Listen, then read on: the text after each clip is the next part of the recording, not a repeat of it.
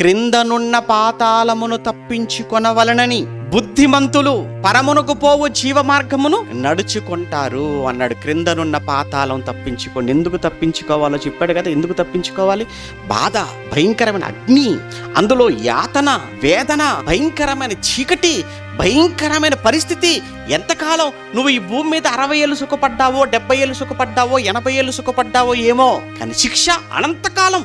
ఇక్కడ మీరు చూడండి, ఇక్కడ భూమి మీద కూడా చట్టాలు ఎలా ఉండే మాకు తెలియదు కాదు కదండి. సుఖం ఎంత? ఈ భూమి మీద నువ్వు దొంగతనం చేశావు, నీకు దొంగతనం చేయడానికి ఒక అరగంట పట్టిందో, గంట పట్టిందో, కానీ నువ్వు చేసిన ఈ గంట దొంగతనానికి నీకు వేసి శిక్ష గంటే పెడతారు లోపల. ఎంతకాలం శిక్ష అది? ఈ భూమి మీద నువ్వు సుఖపడే కాలం కొద్ది కాలం. 60 ఏళ్ళు 70 ఏళ్ళు సుఖమేమో అంతే.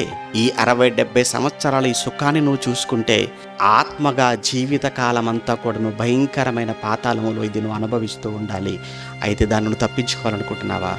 దాన్ని తప్పించుకోవాలనుకుంటే నీకు మార్గాలు లేవు, ఒకే ఒక్క మార్గం, ఆయన పేరు యేసుక్రీస్తు అండి. అప్పుడు మీరు అనొచ్చు, ఏమండి ఆయన ఏంటండి ఎలాంటి తప్పించగలడు పాతాళం నుంచి నన్ను అనే ప్రశ్న మీకు రావాలి కూడా. యేసుక్రీస్తు పాతాళం నుంచి ఎలాంటి తప్పించగలడు ఆయన?